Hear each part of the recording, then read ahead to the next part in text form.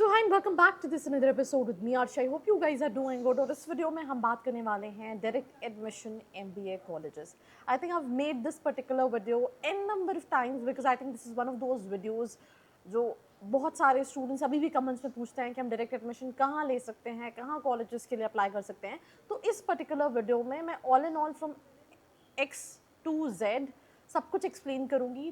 अगर आप एक MBA एस्पिरेंट हो, आपने कैट दिया है, जैट दिया है या फिर कोई एंट्रेंस एग्जाम नहीं दिया, परसेंटाइल कम है, ज़्यादा है और आप कॉलेजेस की रियलिटी जानना चाहते हो दैट जो प्लेसमेंट क्लेम कर रहे हैं वो सही में है या नहीं, मार्केटिंग हो, फाइनेंस हो या फिर HR हो, ये सारे सवालों के जवाब आप ले सकते हो. नीचे एक प्रोफाइल एनालिसिस फॉर्म दिया है, उसको फिल करके आप डिटेल्स ले सकते हैं. साथ ही साथ आप कॉल और व्हाट्सएप पे भी कनेक्ट हो सकते हैं जिसकी डिटेल्स डिस्क्रिप्शन में है. So now let's get back to the video.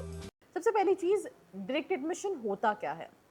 अब दो तरह से डायरेक्ट एडमिशन होता है. एक तरह से डायरेक्ट एडमिशन कि आपने कॉलेज में गए, आपने फीस सबमिट कर दिया और आपका एडमिशन हो गया. अब इसमें सिंपल सी चीज़ है कि कई सारे स्टेट लेवल कॉलेजेस हैं जहाँ पे इंटरव्यू का और एंट्रेंस का कोई प्रोसेस नहीं होता है. जैसे for example I am based out of Madhya Pradesh, तो मध्य प्रदेश में बहुत सारे कॉलेजेस हैं.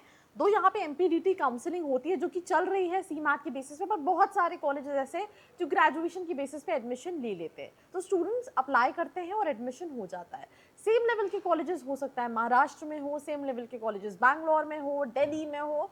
तो ये हो गया एक तरह से डायरेक्ट एडमिशन कॉलेजेस. इसी में एक और कैटेगरी ऑफ कॉलेजेस होते हैं जिनका खुद का एंट्रेंस एग्जाम होता है या फिर उनका पर्सनल इंटरव्यू होता है. जैसे बहुत सारी प्राइवेट यूनिवर्सिटी है, जैसे LPU हो गया या फिर चित्कारा हो गया या फिर UPS हो गया या फिर BML मुंजाल का खुद का एग्जाम होता है. Even if you want XIMB का भी खुद का एग्जाम होता है. बेनेट यूनिवर्सिटी का खुद का एग्जाम है, MIT यूनिवर्सिटी का खुद का एग्जाम है. तो ये सारी जितनी प्राइवेट यूनिवर्सिटीज़ हैं ये एंट्रेंस तो एक्सेप्ट करती हैं, ये कैट भी एक्सेप्ट करती हैं, जैट भी एक्सेप्ट करती हैं, CMAT भी एक्सेप्ट करती हैं, CUET UG भी एक्सेप्ट करती हैं. बट जिन स्टूडेंट्स ने ये नहीं दिया, they even have their own entrance examination जिस पे स्टूडेंट अप्लाई करता है. एग्जाम ऑनेस्टली मुझे नहीं लगता बहुत ज़्यादा डिफिकल्ट एग्जाम, एक फॉर्मेलिटी के तरह एग्जाम होता है. Because as per AICT entrance exam जो है वो कंपलसरी होता है. एग्जाम देने के बाद बच्चा इंटरव्यू देता है और फिर कहीं ना कहीं उसका एडमिशन जो है वो हो जाता है. तो that is basically the second category of direct admission colleges. अब किनको डायरेक्ट एडमिशन कॉलेजेस लेने चाहिए. अब यूजुअली क्या है, मैंने इस साल अभी आई थिंक लास्ट 10 डेज में कुछ स्टूडेंट्स से बात की. अब इनमें से कुछ स्टूडेंट्स हैं जिनका कैट में बहुत कम परसेंटाइल था, तो उन्हें लगा कि मुझे कैट 18% पे या 20% पे तो कोई कॉलेज मिलेगा नहीं, तो इट्स बेटर कि मैं डायरेक्ट एडमिशन के लिए कॉलेजेस देखूँ. तो सिंपल सी चीज़ है, अगर आप I am making this video in the month of July, अगर आपको लगता है दैट आप ड्रॉप लेके you have your CAT in the month of November, अगर आपको लगता है दैट आप स्कोर कर सकते हो, आपका 94 प्लस परसेंटाइल आ सकता है या 90 प्लस परसेंटाइल आ सकता है, बिकॉज 90 प्लस अगर आप कैट में लाओगे तो आप CT में ज़्यादा लेकर आ सकते हो या दूसरे एंट्रेंस एग्जाम दे सकते हो, तो उस केस में आप ड्रॉप प्लान कर सकते हो. बट वो स्टूडेंट जिनका लेक्चर केस कैट में 30 था या एग्जाम नहीं भी दिया तो उन्हें लग रहा है चलो मैं नेक्स्ट ईयर कैट दे दूंगा, 30-40% तो आ जाएंगे, तो उस कैटेगरी में स्टूडेंट्स ये डायरेक्ट एडमिशन के लिए कॉलेजेस देख सकते हैं. Because of CMAT happening in the month of January this year, अभी भी admissions open है. Otherwise last year I've seen कई सारे colleges हैं, they were packed, they were closed. So if you still want to apply, you need to look for all these colleges. पर question यही है that आप college कैसे decide करोगे. पहली चीज़ जो बच्चा देखता है that is location.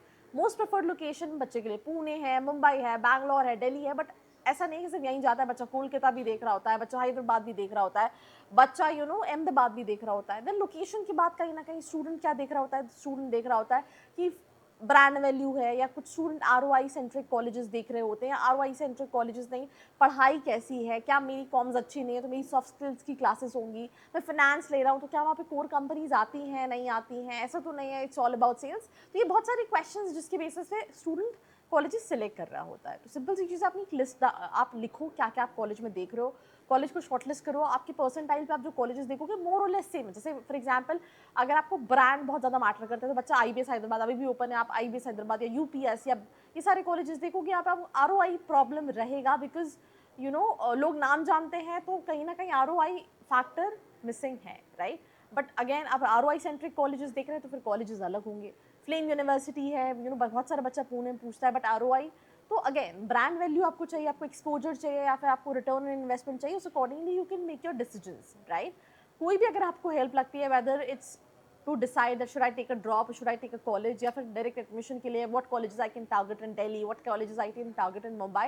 So all you can do is नीचे एक form का link दिया है, number दिया है, call करके या form fill करके details ले सकते हैं. Do share this particular episode with all your friends out there. बाकी ऐसी videos के लिए like, share and subscribe. I hope you like this video. For more such videos, keep watching our channel. And do not forget to like, share and subscribe.